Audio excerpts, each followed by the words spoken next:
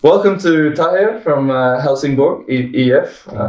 Thank you very much for joining us today. Nice to be here, thanks. And today I'd like to touch in a little bit deeper about your story as a coach. And obviously you've held a few different roles within the game as well. Mm-hmm. But maybe I wanted to take you back to the beginning about where your football passion started, or the love for the game. I think the first memory I have is from the 1990 World Cup in Italy, where Brazil, the team I loved since I was a kid, loses against Argentina. I believe it's a pass from Maradona to Canigia, the guy with the long hair. Yeah. So my goal with life was to grow up and beat up the guy because Brazil lost that game.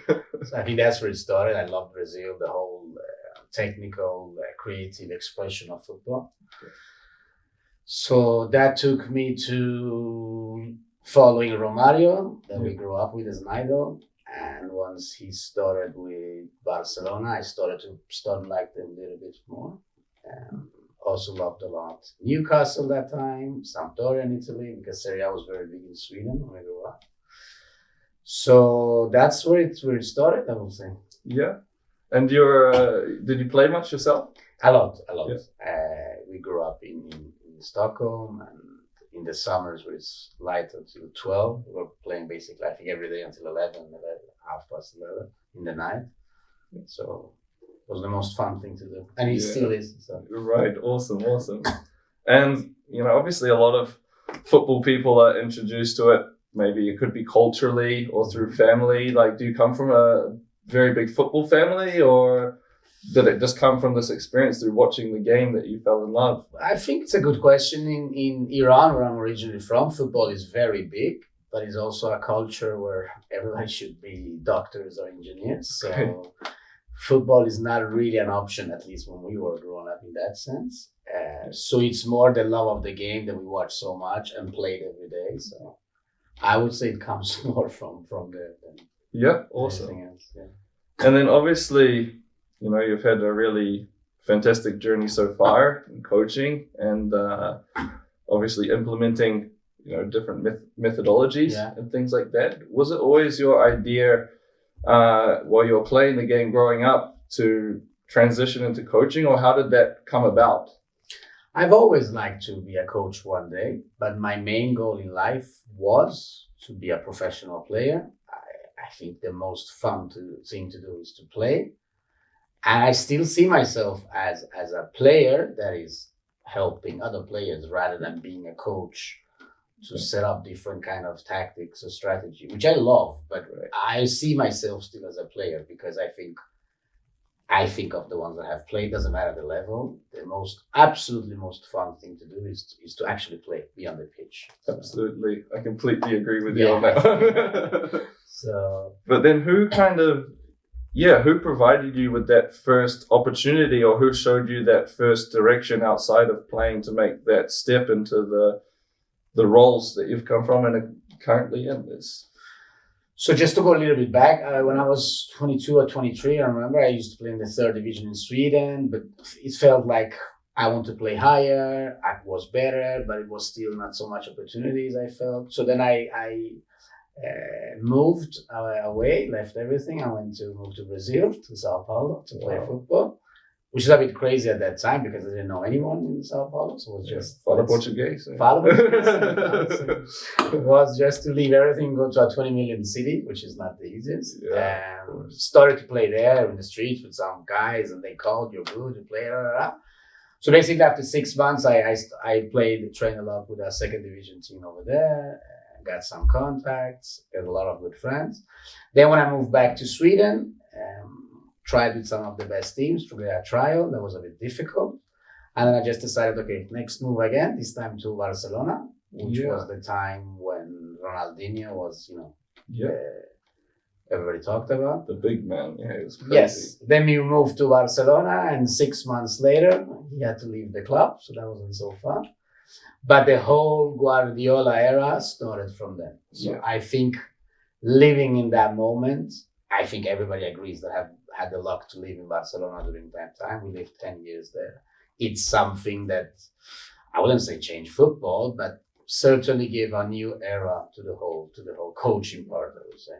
Yeah, and I would say, obviously you do have different waves of momentum in football and different generations and things like that. So I think you could absolutely say it did change football because the domination they had through that period, and if you look at the team during that period and everything they won, even the Spanish national team with those players, with Real Madrid as well, complementing that. Don't talk about that. Yeah.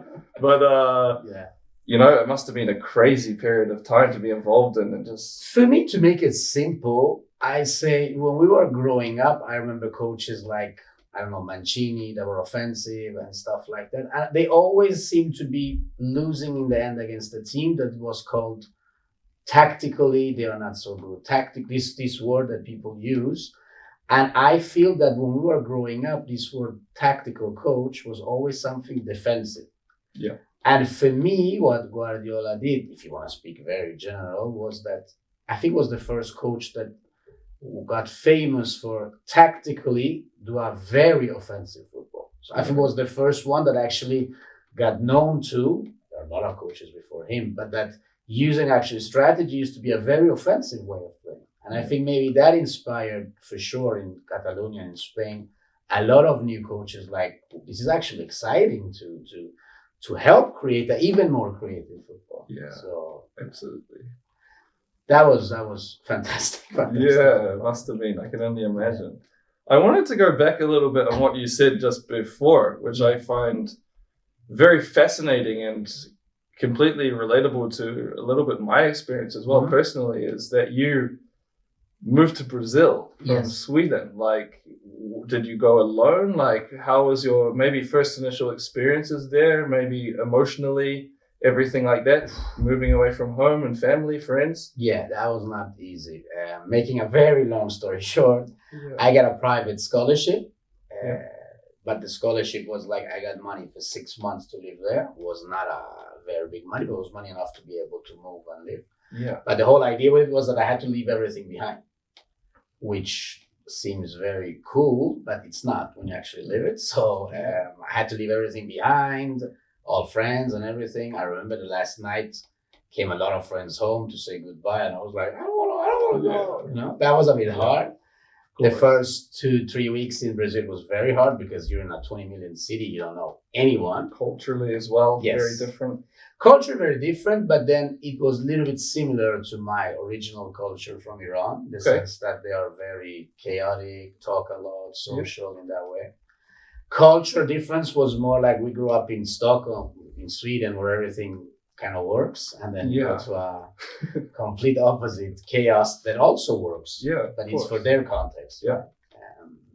But then again, I believe I find in that trip the real joy why we are playing football. And that little bit go back to the question before about the advice for players, that never forget why you started to play the game. Right. It doesn't matter the level. I really believe it doesn't matter the level. Like, you should really play because it's fun. It's the most fun thing to do, which I think you agree as well. Completely. I love it. And obviously from there, you also spoke about going into Barcelona through this, let's say, golden period of time for the club. It just must have been amazing. And you held multiple roles in the organization there. Maybe you could tell us or go through that story or through those roles that you held. Obviously, you went to Australia then as well. I know you were there for another club too, right? Yes, just before I came back. So it all started with, I don't know, I was around 29 or 30, I remember. And, still pushing for playing football, played with some third division teams in Spain, which is a very high level. And my wife one day said, maybe you should realize that you're not going to be that professional player that you dreamt about. So why don't you get into coaching? Which I always had planned to, but on a much later stage. Right. So I started to take the courses in Spain. My first club that I could do an internship with was Cornellà, which is not so famous here, but they're actually very, very good when it comes to youth football in Spain, in Catalonia. They're very, very good. And I was helping the assistant coach in the under 19s there. So, be with coaches that prepare matches against under 19s of Espanyol, Barcelona. You obviously learn a lot of tactics and different views. that was my first experience, which was pretty cool. Yeah, amazing. Then a couple of years later, I got the chance to come into the Academy of Barca, which, as it sounds, for me is a dream come true. It was the most exciting thing. I still remember the first day. I was so nervous. So that was quite amazing. I started as an internship with the Academy of Barca as well, as a coach. And then I got into assistant coach. And I get to the first coach, head coach for the under 10s. Yeah. And the nice thing with there was that the academy is really different than the La Masia, just for people to understand. Yeah. La Masia is from under 6s all the way to the first team, whereas the academy is from the 6s to 12s. Okay. So it's exactly the same methodology. It's a little bit more focused on the education that we give to the kids. One cool thing with the academy we do is that we do a lot of camps around the world. So we go then as coaches to represent the same trainings that we do in Barcelona. Right. We were actually here in Lund for like 5 years ago, where I came as a responsible. We were in Australia, in Melbourne. So that was my first connection there. Yeah. And to do those kind of camps, like I've been in US, in China, in all these different places, and you still do the same trainings that we do in Barcelona, it's quite cool, I believe, of course, for those players, but also for us that you see. I mean, the coaches in China are very different than you can imagine than Australia, than Sweden, than Canada. So absolutely, I think those kind of experiences first makes you realize how big Barca actually is. Yeah. And second, even more importantly, how big football is and how much you actually can learn through different cultures. That part was absolutely amazing. Yeah, because like you touched on before as well about implementing methodologies and that, like into the different contexts of the football club individually, but then also into different countries. It must have been amazing going around the world and exploring that football. And as a coach growing up and through this internship, just learning and taking so much. No, exactly. And then, as I said, the good thing was that we were coaches in the academy there. So these trips we used to do a week or 2 or 4 or 5 times per year. So then you go and see all of these experiences. And I remember once we were in Canada, in Vancouver, I don't know, 200 kids. Like always, we help the coaches, help the players. I was this player that, you know, as a coach, you always pay attention to the ones that are a little bit better and stuff, you know, and you try to be nice with everyone, of course, but sometimes you don't have the time for everyone. Sure. I remember was this little kid that he used to always come and ask, and I was nice with him, you know. I wasn't over nice, but I tried to give a little bit of attention. And then the last day he comes and says, coach. And I was like, yeah, I just want to tell you something. I was like, of course. And then he goes, this was the best week of my life. And then you start to realize that, wow, you actually have a lot of impact on kids, you know, dreams, future, and whatever. And that's kind of scary and cool, but makes you also realize that, again, going back to love the thing you do, make people really love it. So, yeah. It's like the Spider-Man quote, you know, with great power comes great responsibility. Yeah, a little bit like that, because it makes you also realize what is it that you're representing. Yeah, of course. And then, I had some different roles within the club as well in Barcelona until this project came up in Australia. So every academy we used to be open for Barca. The director will have to be one of the coaches that we have from Barcelona to make sure that it's actually our academy. All the training session is from us. So then I took the chance to Brisbane, which was an amazing experience. Yeah. Anything more about the Australians or Australian people, being a New Zealander myself? Fantastic people, amazing country. I would say the football is very much, which you know, influenced by the English mentality. Yeah. They are trying to do, I think, they have a curriculum of 300 pages, Australia, where it's very much based on the Dutch way of playing, Spanish way of playing. So I believe in theory, they would love to implement a lot of things, but like many things with life, it's actually the outcome of it that is even more important. Yeah. And that will take, I believe, a little bit of time. Yeah, of course. But it was a very nice experience in the sense that it was such a big shock in the beginning. Yeah. Cultural aspects. But then with time, when they realized that for us is much more deeper than results or they always were like, so is my kid faster? Is he better at dribbling? I was like, no. The whole question is, why do they dribble? Why do they pass? That kind of thing. And then going back to like younger age groups in football in New Zealand and Australia, back where I'm from, like for the young kids, like a football season is actually irrelevant in terms of results. It doesn't mean anything. Yeah. There's no football seasons as a young player. It's a 10-year, exactly. You know, it's a 10-year period of time. But I want to speak to you about as well, obviously, we love having you back here in Skåne, where our office is, at Helsingborg. Yeah. How's that going for you? It's been a few months now, half a year, right? Yeah, I started my role in January, I believe. So it's almost June now. Half a year. How are you experiencing being in this new role at Helsingborg? It's very good, very interesting. A lot of work, which I love.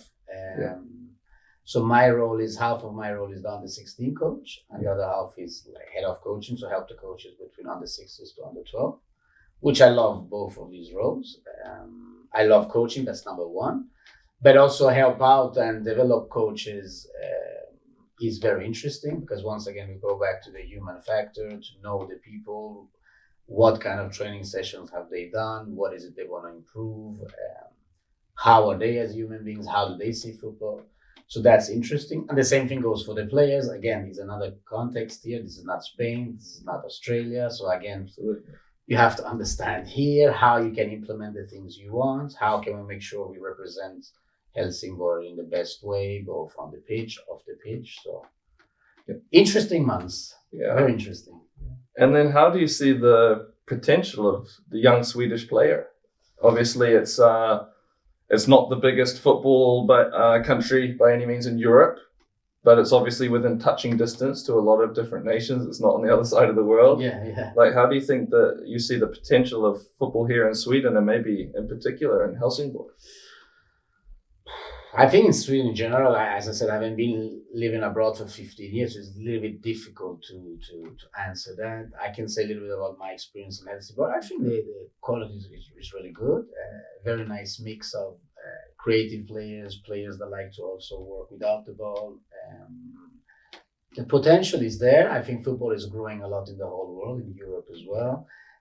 The biggest difference, I would say, let's say between here and Australia, for instance, is like, I think for Australians, it's very difficult to have kind of references, because the matches they can't watch because of the time zone. Whereas here, everybody follows a team in La Liga or Premier League or Serie A. So it's more touchable for them, how they would like to be their idols and so on. I think it's very good. Obviously, my training methods sometimes could be a little bit different, neither better or worse, just a little bit different, which I hope and I think can also help them to get some new insights. So and then with those insights, then is there something really in particular currently at the moment that you're trying to introduce, or something that you're able to touch on, being that you're obviously at the club, so you have to be a little bit careful, but anything that you can mention? No, I think I've been honest. We've been have an honest relationship from the beginning with all of my supervisors there as well. Obviously, I try to implement some new things, of course, always respecting what Helsingborgs IF stands for, which many of the ideas go actually together. I would say I try to create some sessions that the players have to take decisions all the time, which sometimes could be maybe a little bit different. I think it's also very important that the coaches say the way they want to play, but especially for younger ages, that you create situations where the players have to always take decisions. So they have to, instead of think so much what's right or wrong, more of why do I do this? What is the intention? What is my relation with my teammates on the pitch, off the pitch, when things go bad, when things go difficult? So trying to create those kind of situations in the training. And then asking them good questions as well. Asking them a lot of good questions, but also making sure that after a while, the goal is not that they answer your questions. The goal is actually that they ask the questions themselves amongst them during the pitch. So I would say a little bit of those things, which takes time, but I believe can help them. And would you be able to give some advice for a young coach, maybe that's looking to start his coaching career, what are some early things or some things to be aware of getting started along this journey? That's a good question. I would say read a lot, which I need to do more. Take into different kind of philosophies. I've been with the Barca methodology, I don't know for how many years, but I've always been interested to different kinds of approaches as well. Why does the coaches do in a way or another way? Why does some people use a lot of rondos or position games? Why does others do other kind of drills? Not so much searching for what is right or wrong, but try to understand the intention different people like to find the deeper meaning and not just take the surface level. Yes. Because everyone can take a rondo, for example, and do the rondo, but they don't always know why are we doing the rondo and what is the purpose of this rondo. Yes. So that's the word, I think, the purpose. Don't do rondos because it's cool. Yeah. Try to understand why other people do it, but especially why you would like to do it, implement. Or the drill you have done all your life. Okay, what things can you take out from it? So always try to develop. I don't do the same sessions I did 2 years ago, for instance. Maybe I take that and try to change something. So don't be afraid. Try new things. We had in one of our courses in Spain, the Real Madrid's youth coach, and his point was like, it's even hard for him to make sessions. Yeah. So if it's hard for the Real Madrid youth coach to make sessions, why shouldn't it be hard for a under 12 coach from somewhere in Skåne to do? So everybody's in the same seats. Try to like go with the flow and do the best of it. Yeah, and have fun along the way. Have fun. That's the absolutely most important. Yeah. Is there anything else you want to mention? Maybe people could follow you a little bit, LinkedIn or something like that. Do you have a page or anything? Yeah, I have. If they want to. Anything you want to mention there or for yourself? Nah, it's okay. Yeah. If they want, I'm sure they can see the interview. But I would say more than for me or many others that have done many other great things is try to find a little bit of information that inspires you. Whether that's on football coaches, someone like you come from New Zealand, you said you've played in Italy, here in Holland, different places. I mean, as you well know, it's not just about the football. What I experienced in Brazil, I thought it's going to be 90% football. It's 10% football. It's all the other 90% that actually shaped our lives, right? It's life, yeah. So search for that. Search for those kind of people that inspire them in whatever way. And then, that's the key. Well, thank you very much for your time. It's been really lovely to meet you. Thank you. And thank you very much for this interview. No worries. Thanks. All right.